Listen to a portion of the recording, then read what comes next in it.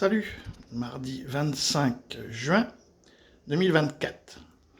Bon, vous avez vu, je fais pas de vidéo parce que je regarde pas la télé.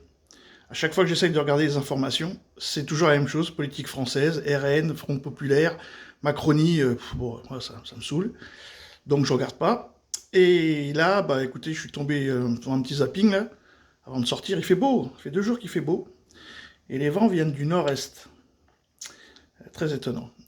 Et nord-est l'été, c'est toujours très étonnant. Et donc du coup, alors là, on va parler un petit peu d'Israël, histoire de changer. Donc, comme vous avez vu, ça se passe très mal partout, hein. Le peu d'informations, pas sur les télés, mais sur les réseaux sociaux. Il y a eu un bombardement sur les plages de Crimée dimanche, avec des AKTMS, là. Donc 5 missiles, 4 ont été dégommés en l'air, le 5e a été dégommé, mais a eu le temps de lâcher sa cargaison de sous-munitions qui sont tombées sur les plages. Donc 3 ou 4 enfants morts, parce que sur les plages, forcément, il n'y a pas de militaires. Et puis 150 blessés, quelque chose comme ça. Bon, au Daghestan, voilà. Ça se passe pas bien du tout en Argentine, ça se passe pas bien du tout en Ukraine, donc on vient de le dire. Ça se passe pas bien aux États-Unis. En France, Macron, vous avez vu, qui menace, si jamais c'est les extrêmes au pouvoir, de la guerre civile. Donc on voit ce qu'ils sont en train de préparer, il y a le retour des virus, et puis bah, en Israël, ils sont pas loin de la guerre civile aussi, parce que pour la première fois, comme vous voyez dans le titre, la Cour suprême s'oppose à l'exemption des orthodoxes, hein, des ultra-orthodoxes, qui ne devaient pas faire leur service militaire, et là c'est fini. Et du coup, on va écouter un rave, et du coup, bah, Israël qui se remet à dos sa religion, ça va être compliqué, hein, parce que ça sent encore une fois la guerre civile.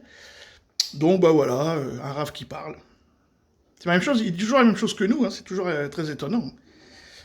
C'est la vitalité spirituelle, la fidélité à l'alliance avec Dieu qui donne au peuple juif le pouvoir de son invincibilité. Et si on oublie ça, et qu'on veut normaliser le peuple d'Israël, et que vont faire un peuple comme les autres, à moyen terme, d'après moi, c'est un danger absolu pour l'existence du peuple juif sur la terre d'Israël. C'est donc un choix de société qui a été fait, selon vous, par la Cour suprême, plus qu'un choix législatif, entre guillemets? Je pense que c'est un choix législatif qui n'est cohérent que si on a déjà fait en amont un choix de société qui se coupe complètement de la tradition d'Israël depuis des millénaires. La laïcité en Israël oublie que s'il n'y avait pas eu la Torah, on ne serait pas là. Qu'il n'y aurait pas d'État d'Israël, qu'il n'y aurait pas de société israélienne, sans le fait que pendant des millénaires, le peuple juif a vécu grâce à cette protection spirituelle et matérielle que la Torah a donnée au peuple juif et qui a permis cette pérennité. Cet oubli et ce revers de main de vouloir effacer toute l'identité juive d'Israël, toute l'identité millénaire, séculaire d'Israël, au profit d'une société moderne qui est absolument égale en toutes choses à une société européenne, est pour moi le poison idéologique et le danger le plus radical pour l'avenir du peuple d'Israël en Israël. Merci. Hein, c'est un Israélien qui parle.